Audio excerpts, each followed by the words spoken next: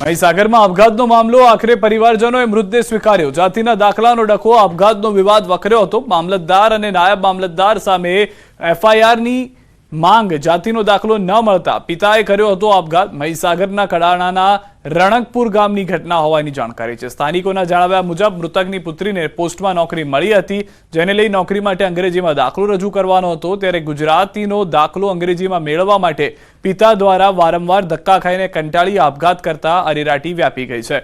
મૃતક પિતા પાસેથી સુસાઇડ નોટ પણ મળી આવી છે, જેમાં મામલતદાર અને નાયબ મામલતદારના ત્રાસથી આત્મહત્યા કરું છું તેવો સુસાઇડ નોટમાં ઉલ્લેખ કરાયો છે। પોલીસે સમગ્ર મામલે તપાસ હાથ ધરી છે।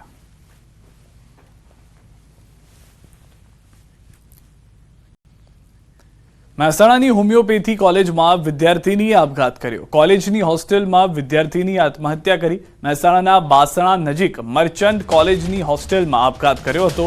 ગર્લ્સ હોસ્ટેલમાં 19 વર્ષીય વિદ્યાર્થીનીએ ગળે ફાંસો ખાઈ આપઘાત કર્યો। પોલીસે ઘટના સ્થળે પહોંચી તપાસ હાથ ધરી।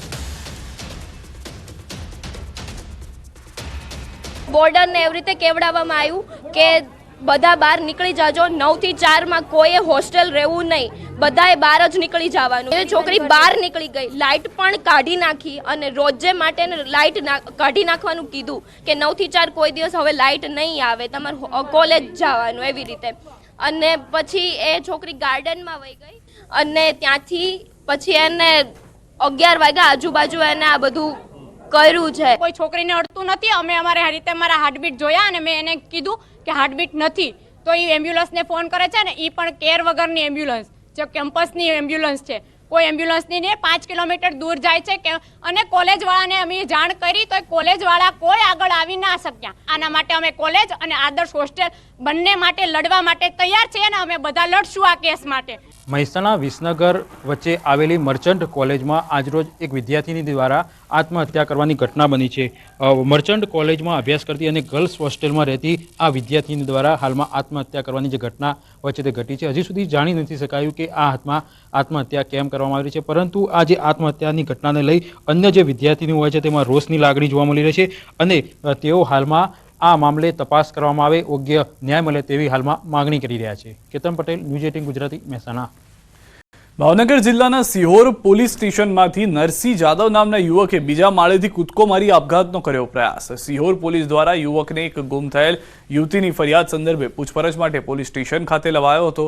પૂછપરછ દરમિયાન આ યુવકને અચાનક લાગી આવતા સિહોર પોલીસ સ્ટેશનના બીજા માળેથી કૂદકો મારી આપઘાતનો પ્રયાસ કર્યો। આપઘાતનો પ્રયાસ કરનાર યુવક સિહોર તાલુકાનો હોવાનું સામે આવ્યું છે। યુવકને ભાવનગર સિવિલ હોસ્પિટલ ખાતે ખસેડવામાં આવ્યો હોવાની પણ જાણકારી મળી રહી છે।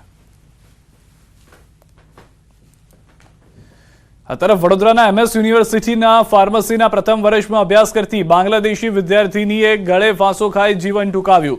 નર્મદા એપાર્ટમેન્ટ નવરંગ સિનેમા ખાતે રહેતી વિદ્યાર્થીનીએ અંતિમ પગલું કેમ ભર્યું તે અંગે પોલીસ તપાસ ચાલી રહી છે। સપ્ટેમ્બર મહિનામાં અભ્યાસ અર્થે બાંગ્લાદેશથી ભારત આવી હતી વિદ્યાર્થીની। પરીક્ષામાં હાજર નહીં રહેતા સહ વિદ્યાર્થીનીએ ભાળ મેળવવા રૂમ પર પહોંચતા ખુલાસો થયો। રૂમનો દરવાજો અંદરથી બંધ જણાતા દરવાજો તોડવો પડ્યો। વિદ્યાર્થીનીએ દુપટ્ટા વડે ગળે ફાંસો ખાધો હતો। પોલીસે તપાસ કરતા તેની પાસેથી સુસાઇડ નોટ મળી આવી, જો કે તેમાં કોઈના ઉપર આક્ષેપ કે દબાણનો ઉલ્લેખ નથી। યુનિવર્સિટીના ફાર્મસીના ફર્સ્ટ યરમાં અભ્યાસ કરતી હતી અને સપ્ટેમ્બરમાં તે બાંગ્લાદેશમાંથી ભારત આવેલ હતી અને એની એક્ઝામ આજે સવારે શરૂ થઈ હતી અને એક્ઝામમાં એ ગેરહાજર હતી। એની પાછળની જે યુવતી છે એ બી બાંગ્લાદેશી હતી, જેથી કરીને આ ગેરહાજર રહેલ હોય એણે પછી એ તપાસ કરેલ હતી અને એના બિલ્ડિંગ પર પહોંચતા ત્યાં તપાસ કરતા આ યુવતી છે મરણ ગયેલ હતી। તો 4 અલગ અલગ દ્રશ્યો મેં આપને બતાવી રહ્યા છે। એક ઘટના મહીસાગરની કે જ્યાં આગળ પિતાએ પોતાની પુત્રી માટે ન્યાય માટે પ્રયાસ કર્યા, ન મળતા તેઓએ આપઘાત કરવો પડ્યો। બીજી તરફ વિદ્યાર્થીનીને લાગી આવતા મહેસાણાની અંદર આપઘાતની ઘટના ઘટી છે। તો ભાવનગરમાં પૂછપરછ દરમિયાન આ આપઘાતની ઘટના ઘટી હોવાની જાણકારી છે કે જેમાં હાલમાં સારવાર હેઠળ છે યુવક। બીજી તરફ વડોદરાથી MS યુનિવર્સિટીમાં જે રીતે હમણાં પોલીસ તરફથી પણ જાણ કરવામાં આવી, બાંગ્લાદેશથી આવી હતી યુવતી અને તે પહેલા વર્ષના અભ્યાસક્રમ અર્થે આવી હતી અને હાલમાં આપઘાતના સમાચાર તેના પણ પ્રાપ્ત થયા છે। સુરતથી સમાચાર, પોલીસ પર હુમલો કરનાર ઝડપાયો છે। પ્રેમી યુવકે તલવાર સાથે કર્યો હતો હુમલો। પલસાણા પોલીસ સ્ટાફે યુવકને ઝડપ્યો છે। બારસરી ગામમાં યુવતીને તેના પિતાએ યુવક સાથે સંબંધ રાખતા અટકાવતા પ્રેમી યુવક તલવાર સાથે ગામમાં દોડી આવી ગામ માથે ધર્યું હતું। ત્યારે પોલીસે વડોદરાના યુવક નિમેશ ગઢવીની ધરપકડ કરીને બરાબરની સરભરા કરી છે.